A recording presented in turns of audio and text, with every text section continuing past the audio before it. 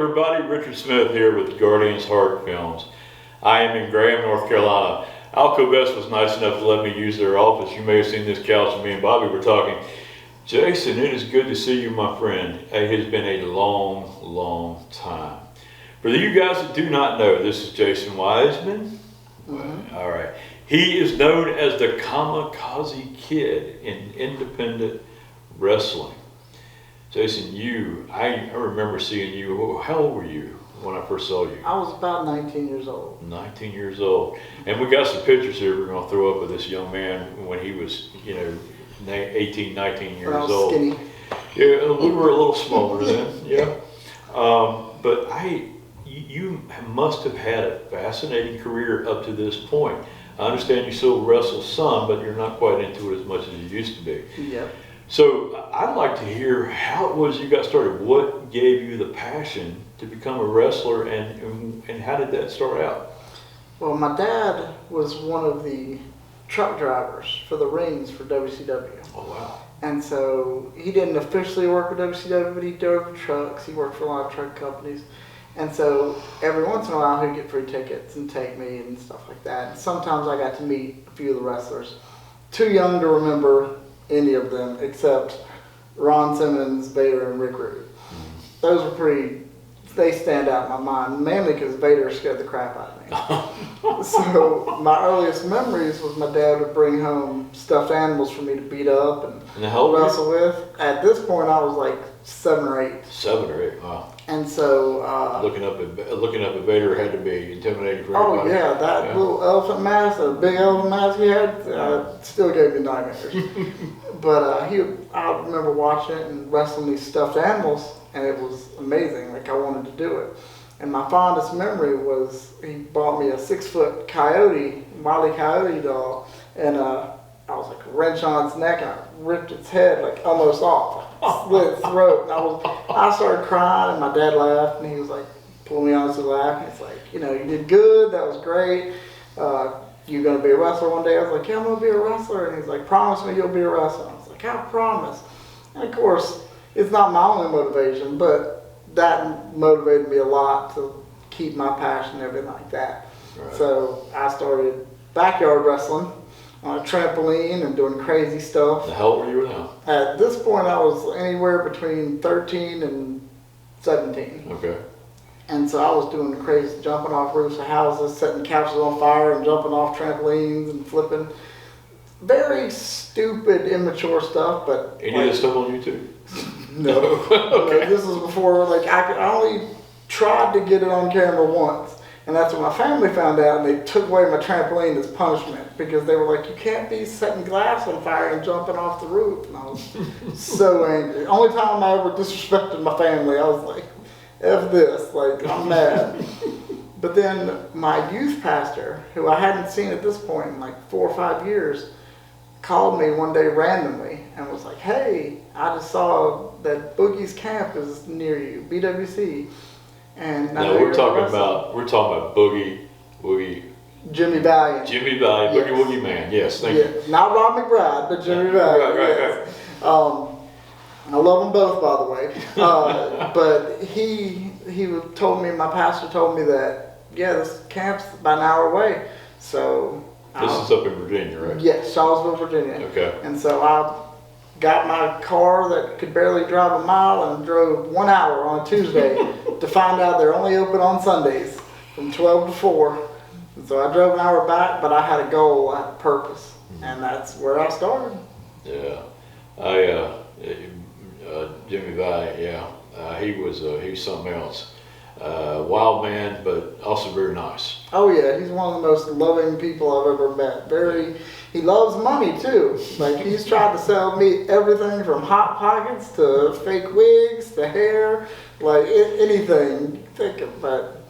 He loves me. He actually put me in his book. I actually have a paragraph written about me in his book. Uh-oh. And it's good, all good things. All good things. But because I was one of the first people at his camp to do the crazy death-defying stunts and jump off the turnbuckles and lay on the concrete and all this. And he was blown away. He was like, oh my God, you're going to kill yourself. That's actually where I got the name Kamikaze Kid. Right. Because we were doing a drill and he goes, well, if you want to run into somebody and they have their foot up, you're not just going to stick your head out. You're going to put your hands up and protect yourself. And I raised my hand and said, I wouldn't, because, you know, I was being a smart aleck. And he goes, well, we all can't be Kamikaze Kid over here. And right then I was like, Kamikaze Kid, that's me, like that's my name, and that's where I started. And that's where it came from. That's where it came from, 100%. So let's for the folks who do not know you, let's do the timeline here. So you are how old now? At this point, starting. No, how old are you right now? Oh, right now. Yeah. Oh, it was 42, I believe. 42. Yeah. And you were 18, 19 when you really got into CWF and boogies. So Yep. we're talking 25 years? Yeah, just about. 25 years you've been wrestling, roughly? Okay. And I feel it every day in my body when I wake up. Yeah, I can imagine. So we got through Jimmy Valley School. Do you go up there any now? Is he still I go doing up it? there like maybe once or twice a year just to see it and, you know, see how things are going. And that ring is very small and hard as rock. And so when I bump at it, I'm like, oh, I don't miss this at all. But the people, like Boogie and his wife, and some of the trainers up there, they're good friends of mine. I love them to death. Okay. So after this part of your wrestling, where did you go from there? I went with a couple friends to CWF one night. And the first CWF show too I went to, I skipped because I was like, hey, I'm going to go on a date with a girl instead. I'll let my friends go. And then the second time, they were like, we're going back to CWF. It's great. And I was like, this time I'll check it out. And they gave us a trial that night. And me and my friend Osiris, who's also an amazing wrestler, we tried out. And then the guy, Jeff Rudd, the promoter, pulled me aside and was like, hey, you should wear a mask. You do a bunch of flips and you wear a mask, you should have tassels that are colorful and look like hair when you're flying through the air and stuff. And I was like, I'm in, count me in, like that's great. And that night, one of the guys didn't show. And so Danny, the other promoter, came into the crowd and was like, hey, do you have any gear? And I just happened to have a mask that Boogie's wife made me and some windbreakers. And they brought me into the locker room and like, you're wrestling the champ tonight. And it just so happened to be Rick Converse. Slick Rick. Yeah, who happened to come out right before Danny came and got me. And so me and my friends were making fun of him, calling him names. Oh, no. And he had a very attractive woman with him named Special K. And we were saying all types of inappropriate things because they were bad guys and we were trying to get the crowd into it. And we're calling her names and saying all this horrible stuff. And then I have to wrestle. And the first thing I did, I was like, I am so sorry for saying all those things. And Rick and Special K were like, it's all good. We're glad that y'all were making noise, you know. Yeah. Didn't quite understand the business. I was still scared. I was like intimidated at that point, Right. you know. I got a picture of Special K. She was gorgeous, blonde. Rick was a very lucky man to have her as a partner, that's for sure. Oh, yeah, she's a total sweetheart. Still is to this day. And Rick's a jerk. I don't like him. He was nice, but then, you know, I just don't like him. Does he still wrestle? I don't believe so. Okay. He moved on to be a family man, which is good because I don't like him. So one of the fun things for me, I had a period in my life where I was running out with sound, DJ and karaoke. I used to do sound DJ for, and I, out of curiosity, I wanted to do a wrestling show just for the fun of it. So I had these 2,000 watt speakers, this awesome sound system, and we went over. I believe it was the Graham Gym over here, the Graham Recreation Center, for the first match that I was going to do, I believe it was. And it was an experience because I set up outside the gym, ran my speaker wire inside, was sitting back there with you guys when you were getting ready to go out, and would play the entrance music for the wrestlers. They would use my cordless microphones to do their trash talking in, and promos and things like that. And that gym was rocking. I mean, I had, I cannot remember who it was, but Eminem song. You know who I'm talking about. Lose Yourself? Lose Yourself. Yeah. I can't remember the guy's name, but when I had never heard this song before. Michael Yamaha. Michael Yamaha, yeah. And Yeah. when I played his intro music, and I could hear it so clear, and that gym was rocking, and he went out there and he was all into it, and I was hooked. I mean, that's all it took. And Easy. I did sound for you for the CWF for 6, 8, 9 months. I can't remember. Yeah. And it was a blast, man. And I got to watch you at practice. We'd have practice once a week or something like that, and you guys would go in there, and I'd get to play the referee. Every now and then they let me play referee, Yeah. and I was terrible at it, by the way. And you know, it was just a blast to see how you guys did all that. And I know it's fake, okay, but it still hurts. Yes. Yes, Yeah. it's pulled punches and pulled slaps and a lot of bruising and a lot of hurting going on. Slightly pulled slaps and punches. Yeah. Like, it's not. I always get whenever I do it to my son or my stepson or anything like that. Like I let them know, I'm like, this is how it feels, because they always make jokes and they come up and then I hit them and they're like, what? How you hit me so hard? Like that's what we do when we worse. And they're like, no, please don't do that anymore. I'm like, Yeah. It was a great experience. Now, I remember one match in particular with you that I got to talk about, because Corey is a super nice guy, Corey Edelston. Yeah. But we were up at Corey Etzel? Yes, Etzel, yeah. Yeah. Okay, big guy. Oh yeah. Yeah. So we were up at Greensboro Coliseum at a car show, I believe it was. Yes. And the ring was right next to a wall, and you were wrestling Corey. Yeah. And you were just so much smaller than him. It wasn't Oh, funny. yeah. And he pounded you. I felt sorry for you that match, man. I did. I'm like, oh my God. Because he would jump off the ropes, land on you. I mean, you were like a little rag doll compared to huge Corey. You know, you must have taken a lot of beatings like that in your career. I did. So that match is actually pretty, like, it stands out in my head because it was the first time in front of non-wrestling fans, because this is a car show, but it had like over 1,000 people there easily. right. And me and Corey was a champion at the time, and I was one of the most popular stars, so they wanted to put us together. So me and Corey had this 25, 30-minute long match where he beats my butt for the first half, and then near the end I start coming back and I get all my offense, and then he eventually becomes victorious.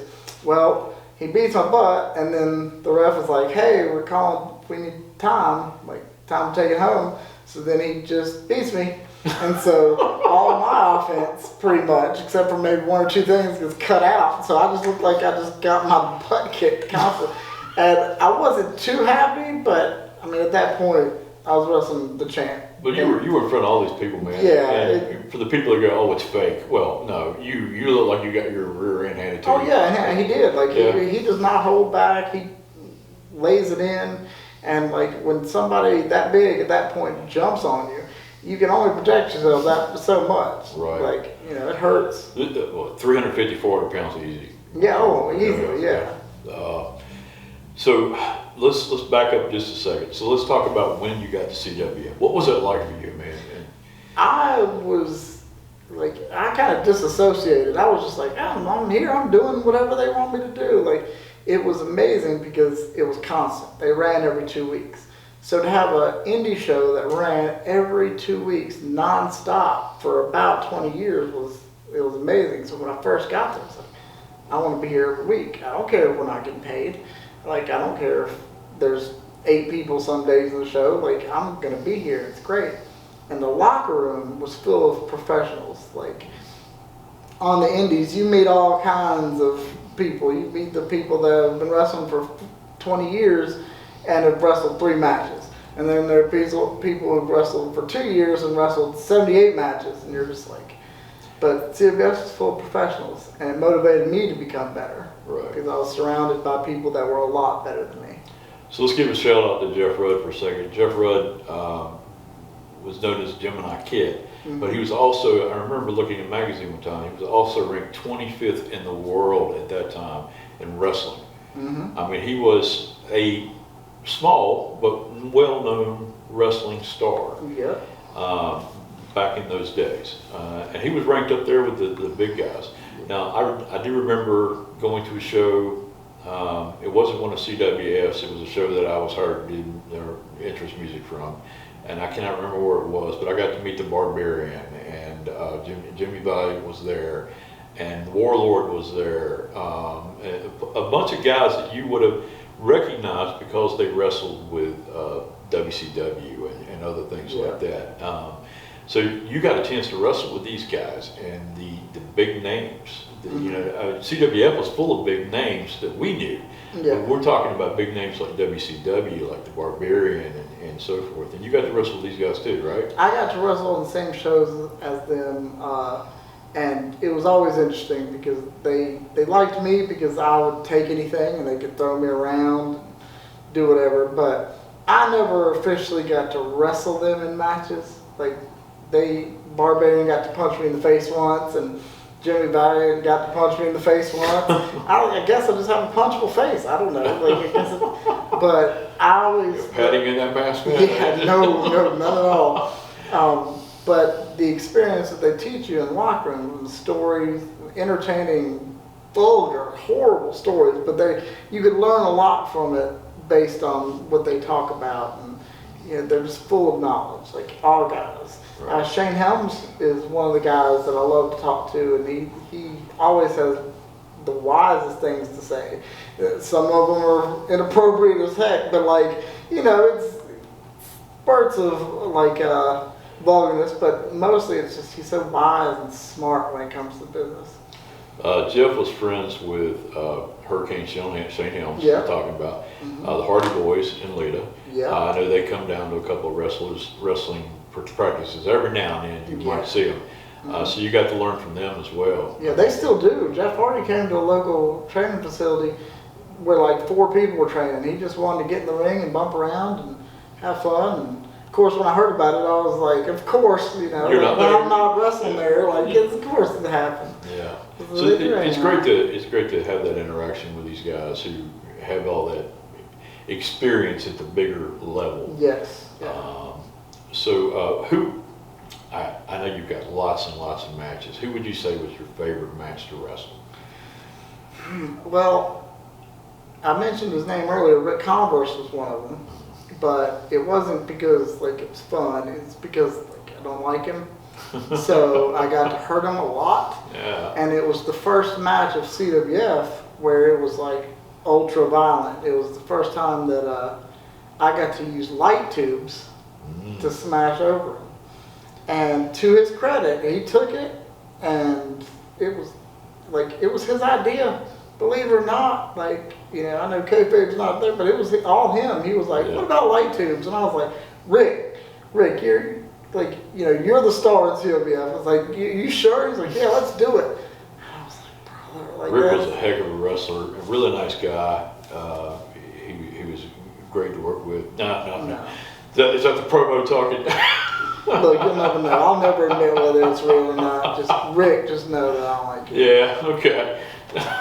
No, but in all seriousness, Rick is he's one of the most professional guys. Whether I like him or not, he's professional.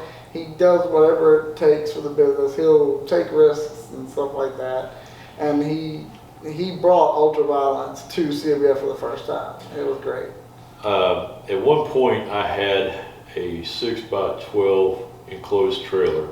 We were wrestling up at this mill, and it was a regular place. And I ran my speaker wires in. I had my speaker sitting in there. I had a camera sitting in there where I could sit in the trailer and watch the ring and watch what was going on.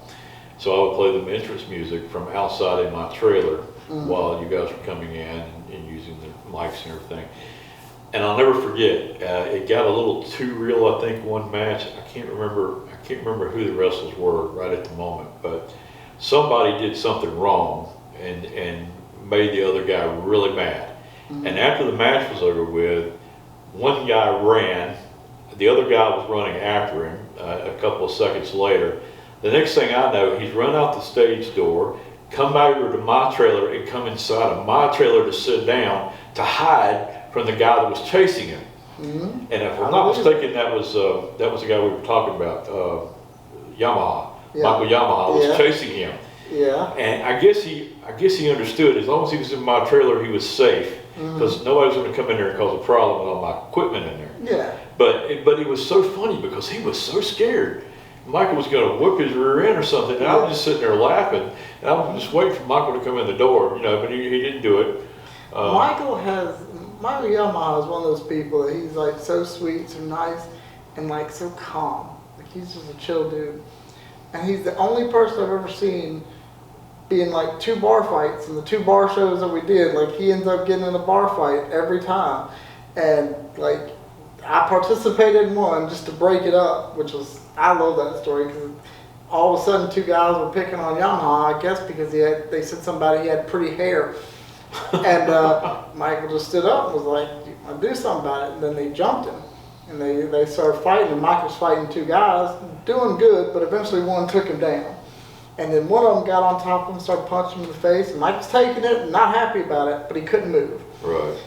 I don't like unfair fights, so I went and I grabbed the guy that was punching him and like threw him off. And then he got up and he wanted to fight me, and I was like, "I'm not fighting you, but that's not fair. Like, just calm down." And not in such friendly words. Right. But like, that guy realized that there was a bunch of wrestlers around, and that was the time when we were all big and in shape. And he was just like, "All right." And I look over and Mike Yamaha is bleeding. He's happy. He's laughing. He's enjoying it. I'm like, this guy's crazy. So it doesn't surprise me that he chased somebody. Yeah. He's very. That was one of those memorable He's moments.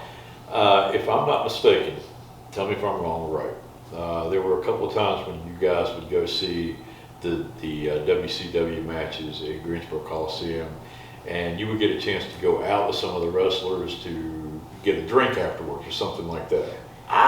Not me particularly. I know that they did a lot. They'd go to WWE shows and stuff like that, and they, of course, had hookups to get them tickets and go out to eat and all that stuff. Right. I was too into girls and video games, so they're like, "You want to go watch wrestling, or do you want to go to this party, and do you want to or stay home?" Like, I'm an introvert sometimes, and Right. I'm like, "No, I'm going to stay home. I'm not going to spend money and go out." I also wasn't a drinker. Now I have partied at the Hardys. The Jeff and Matt have had very crazy Christmas parties and New Year's parties and stuff like that. And I have been to a couple of those. That's where I realized I don't exactly fit in these scenarios. I didn't do good with peer pressure because I don't drink, and they got me so drunk. I ended up in a bush outside, throwing up, passing out until the next morning. I had no idea where I was at or what I was doing because the house was so big. I realized, that's not my thing. I can't do it. So this brings up an interesting question because I didn't know this about you. Now, I call myself an introvert a lot. Yeah. I am an introvert. When I'm the guy that sits back in the corner and watches. And when it's time to be the DJ, I flip the switch, turn it on, go over and do my job, become the entertainer, talk to people on stage, so forth and so on. I become the entertainer. Yeah. So is that what it's like for you to wrestle? Or are you flipping a switch and becoming Kamikaze Kid? Yeah, actually, I actually learned that from Jimmy Bank. Jimmy Bank, he'd be like, "Hey, brother," and then they're like, "All right, action." And he'd be like, "Oh, what's up, brother? This is good." And I'm like, "Oh my God, it was a legit switch." So I said, "All right, well, maybe I need to try that," because I didn't know that there was a difference in Jason and Kazi. I will tell you a quick story on how I learned that. When I won the CWF Mid-Atlantic title, and it was a nice belt, I took it to work one day, and my boss was a legit millionaire at that point.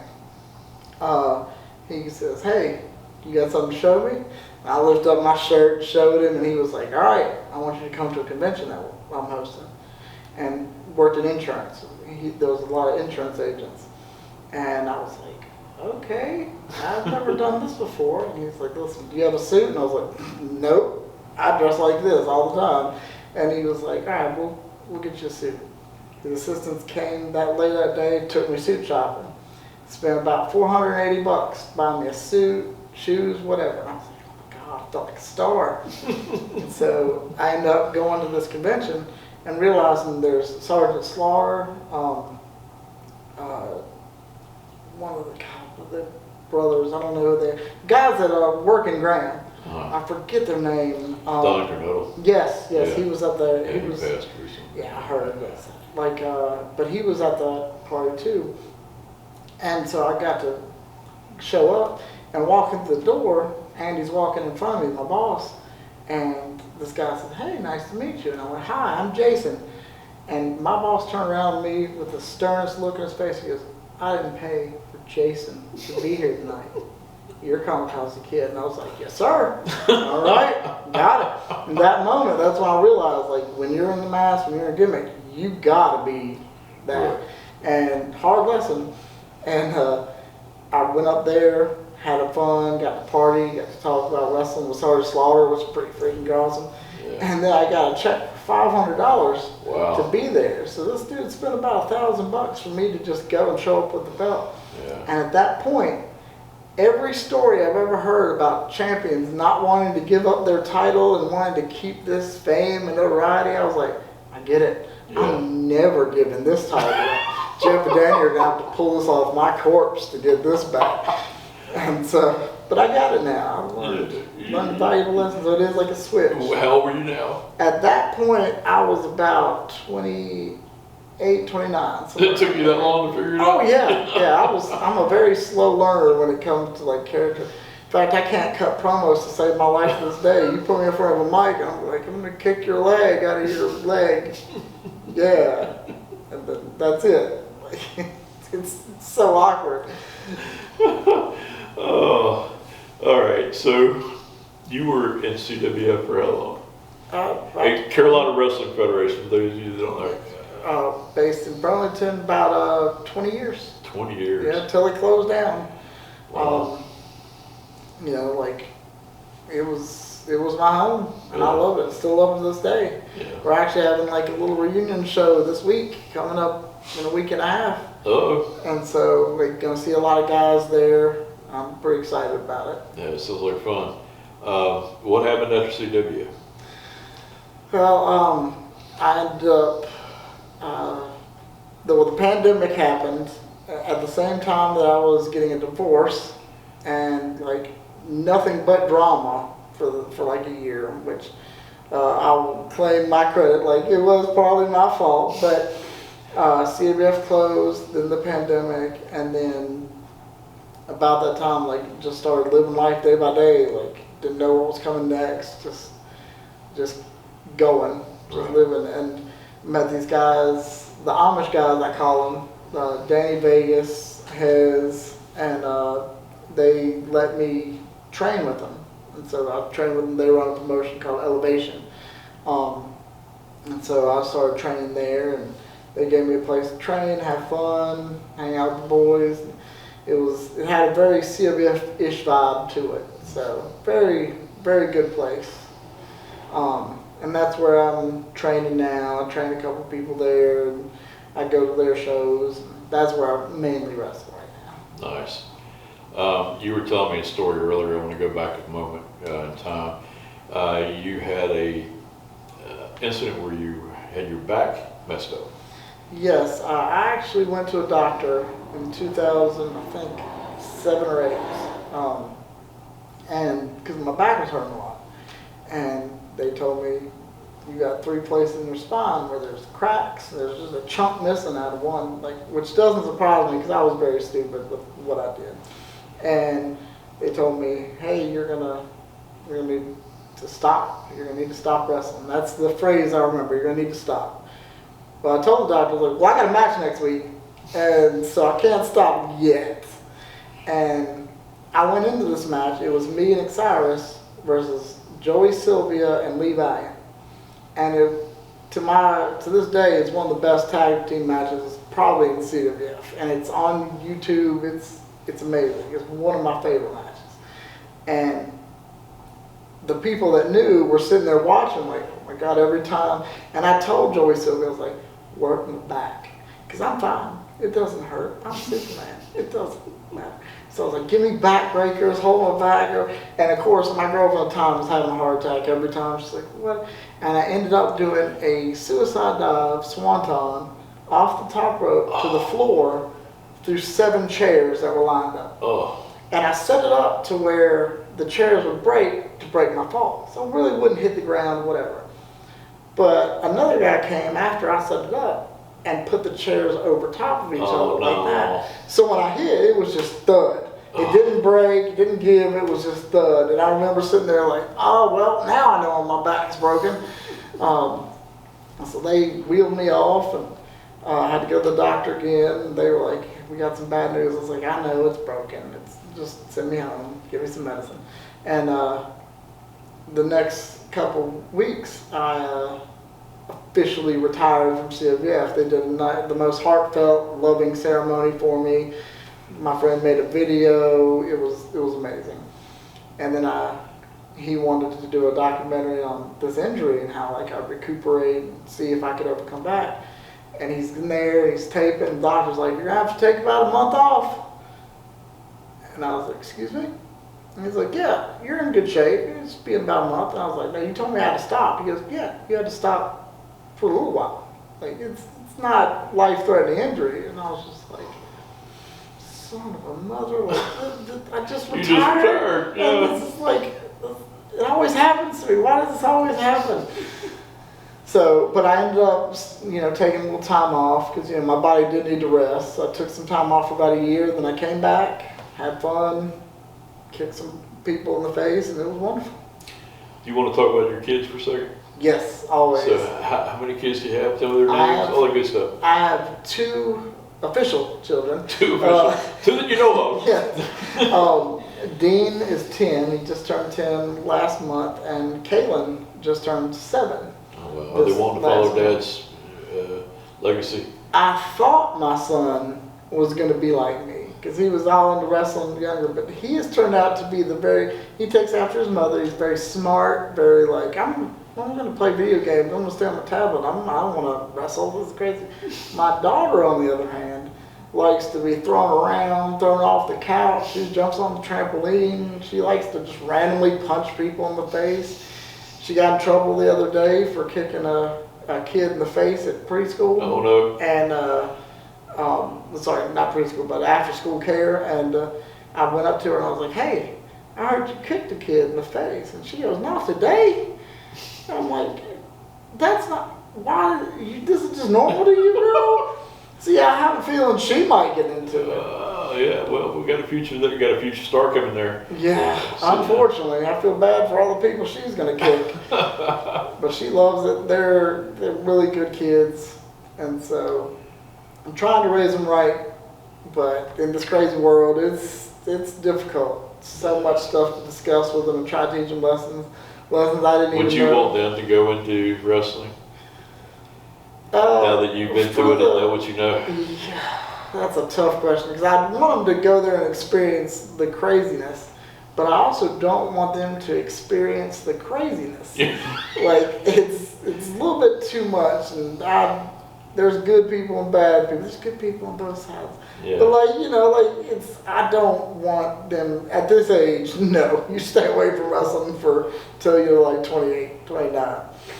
But I love training them. I love jump on trampoline with them and teach them how to punch and all this stuff because they don't know how to punch yet. So when they go around, they fake punch. They're really hitting people. I'm like, dude, you can't do that. You can't do that. You gotta lighten up. I remember, I'll never forget it because the look on your face was priceless. I was in the ring with you, and I threw a kick at you right at your chest, and I was trying to pull my kick. Yeah. And you looked at me like, oh God, don't hit me. Yeah. And I looked at you and said, is that how you do it? Is that how you do it? Fake kick? Yeah. And you go, yeah, that's how you do it. It's a weird feeling to know that there's a grown man who's about to kick you in the chest, and you just have to stand there and take it. And if you know the person, you know that they're good at what they're doing. It's easy. I trust you. I didn't trust you to save my life.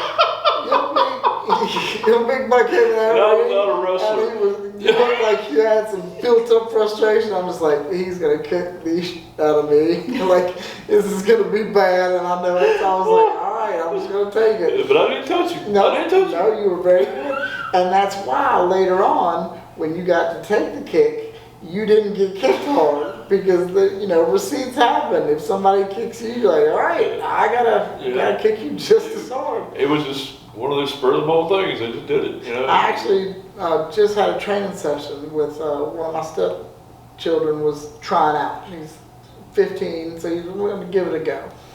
And so he went in the ring, and this old man who's been wrestling 25 years, but he's had 7 matches, gets in the ring, and we're training on kicks. And so all the trainees are doing kicks, they're slapping a leg, they're doing it, it's snug, but not bad. And he gets in there, and my kid is just sitting there getting ready to take it. And he just kicks him square in the shoulder, knocks him back, whatever. I was like, all right, okay. So then it was Noah's turn, the kid, to kick the guy. I was like, laid in, like you better give it back to him. And he didn't. He didn't at all. It was very soft. He didn't want to hurt this man. He's been in the business, 2-3 weeks at that point, so he didn't know. So the guy kind of felt, he was like, all right, yeah, that was good. And I was like, no, you stay down. But so this is what I want from you. And I kicked him, barely touched him, made a loud noise. He was like, okay. And I was, this is what you're doing to each of the trainees. And then I just laid it in and put him on his butt, put him down.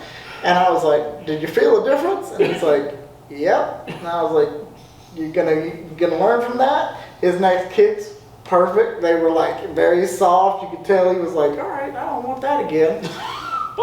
And it's a hard lesson. I've had to do it myself. You gotta get punished to learn this business, because a lot of people walk in, they think they can just smack you, punch you, all this. Another quick story, when I was training boogies, a lot of people come to boogies and they train for a couple months and they just go out and tell everybody they're pro wrestlers. Well, there was this girl there, and everybody was like scared to get in the ring with her. Not because she was mean, but because whenever she punched, it was just a smack to the face. Right? It wasn't like even a pulled punch or anything like this. It was just a smack. So I was like, well, that stops today. So I set her down, and my girlfriend's like, oh, this is a girl though. And I said, I don't care what you got between your legs. When you're in the ring, you're a wrestler, and I'm going to train you just like that.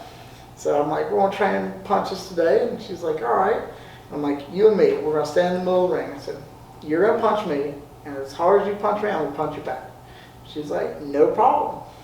And she just smacks the crap out of me. And I mean, it hurt, my ear rang. And without hesitation, it was like, boom, I was just like, bam, smacked her back. Everybody in the room was like, oh my goodness, because I hit a girl. That's not usually what happens. And she stood there and her eyes wide open. I was like, go again. And the second one, she hit harder. And just like, because she was mad at this point, she hit harder. I went, all right, wham, I smacked her again. I was like, we're going to keep going. So I'm going to lay it in there as hard as you're doing. And she went, that next one was so light, barely tapped me. I was like, good. And the second one, and then it got, and she just learned. And she was like, at that point, and I don't think anybody at that moment had actually given it back to her. Because, they're worried about, oh, it's a girl, and whatever. I'm like, no, you got to treat her like, equal rights. Right. She's in the ring trying to learn. And if nobody's teaching her the right way and just letting her get away with stuff, can't. Yeah. And she's an amazing worker, by the way, now. She's really good. She doesn't hurt people that often that I'm aware of. But it was just one of those things that people still talk about at camp to this day. Yeah. They're like, hey, do you remember that time you smacked that girl? And I was like, you mean trained her how to punch? And she smacked me too? Yes, I do. And, she thanked me. She was very grateful. And she told me, she's like, nobody ever told me I was stiff. You don't know that you're stiff by smacking people in the face. But she's didn't know what really it felt good. like. Yeah, she never encountered it. Yeah. Well, now that she has, she's amazing. She's good talent. Yeah. Sounds like you've had a lot of great experiences, a lot of fun. Oh, yes. I'm sure. Yeah. And you're not done. I mean, no. But I haven't run into you, so we got to do this video. We're not doing a retirement video yet. No. You know? The doctor told me I'll come back in a week. It'll be great. Yeah, you're still doing it, and you were one of the craziest son of a guns when I saw you. I mean, you were flying off the top ropes, doing all kind of suicidal stuff that I just thought a crazy man only would try. You were doing it, you know.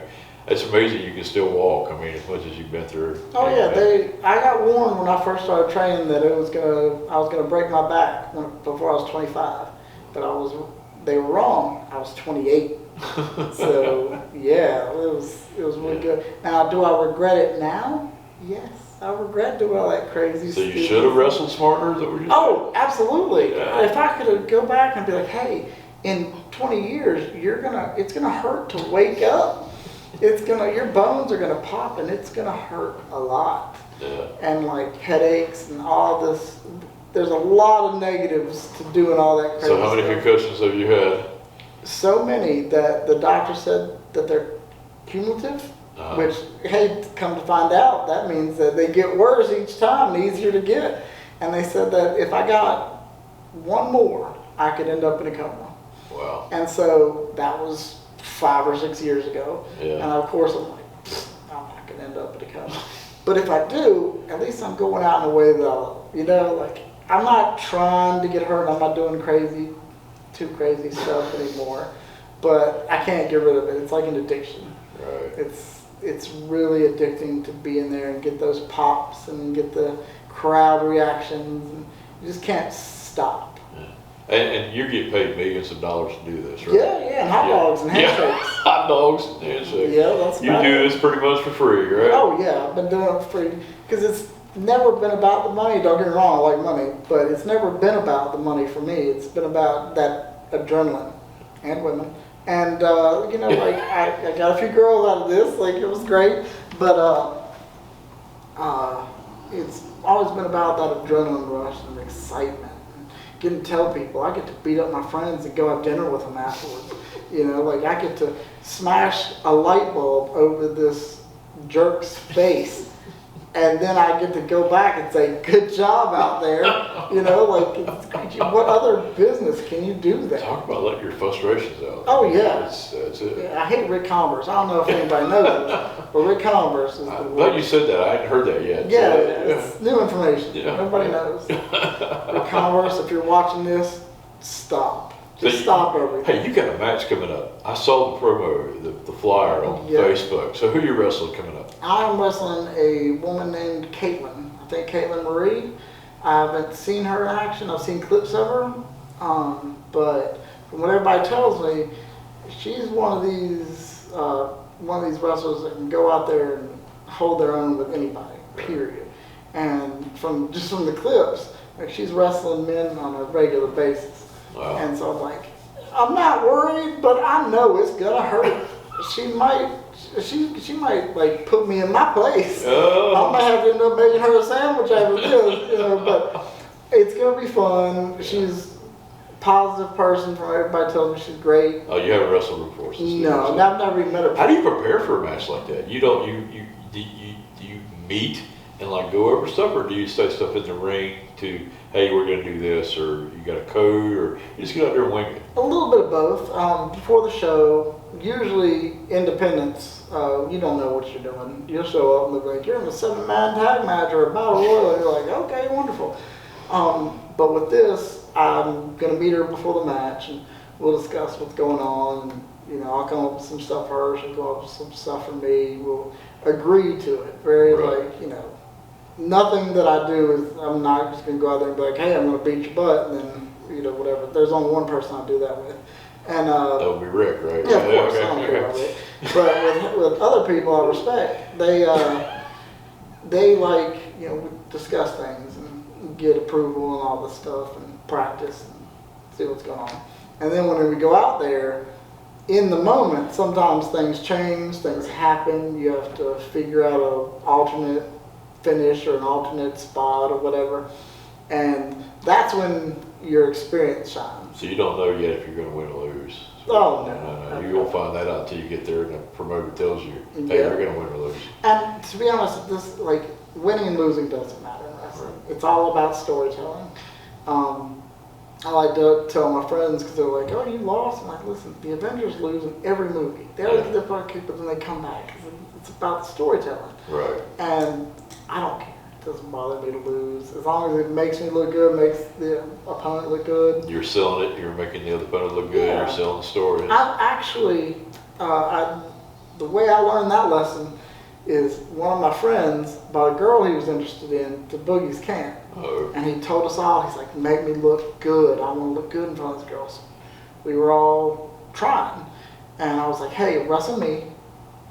I'll let you beat my butt. You can tear me up. And I said, at the end, put me in the walls of Jericho, break my legs, I'll tap out. You're the big champion, you celebrate. He did. He went out there. I sold for him. Made him look like $1 million. Got helped out of the ring. The referees hold me. I'm limping. Now, of course, I'm not hurt. He was very professional. Didn't hurt at all. But I'm limping out of the ring. This girl comes over and puts my arm around her and is like, let me help you to your car. And I'm like, all right. Now, the bro code was broken in that moment because I'm like, y'all ain't dating. So, hey, she's like, here's my number. And I was like, okay. Ended up dating her for like 6 months. You were supposed to make him look good. Yeah. And I realized that moment, you don't have to win. You like if you're convincing enough, sympathy gets you a lot. And I would even try. Oh yeah, it's always better to be sympathy than macho at any time. Like, that's the way to go. He always hated me after that for I don't know why. I can't understand it. But it was a valuable lesson to learn in wrestling. You don't have to win to be like loved, to be admired, and tell that story. Right. And I've enjoyed sitting here talking to you, Jason. I want to give you one more chance to say anything you would like to say to anyone who's coming up in the business, who's wrestled a little bit, who's thinking about being a wrestler. Any type of advice you want to give to anyone like that before we say goodbye? I got a few things. Yes, okay. Absolutely. First of all, if you're going to be training in wrestling, shut up and listen. Don't think you know what you're talking about, because you most likely don't. Don't bring your girlfriends around wrestlers. We are trained to get sympathy and to manipulate emotions. We will take your girlfriends. I promise you. Now, some of them are trustworthy, but a lot of them, it's bad. It happens often. And I tell all the trainees that, and they don't listen. And within 6 months, their girlfriends are with a very well-known wrestler, and they're left to either quit the business or be bitter forever. So, yeah, don't do that. And just respect the business and learn. Like, watch old tapes, watch wrestling. Anytime you can do it, it'll be wonderful. You'll have a great time. And stay away from toxic people. That's about all I can say. Jason, I really appreciate it. Thank you so much for your time. No problem. This is fun. You guys check it out. Check out the Kamikaze Kid. Any websites we can see? I'm all over YouTube. You can type up Kamikaze Kid and CWF. I'll pop up somewhere. There you go. Thank you, Jason. You guys have a great day. And don't forget to hug someone you love today. Thank you, man.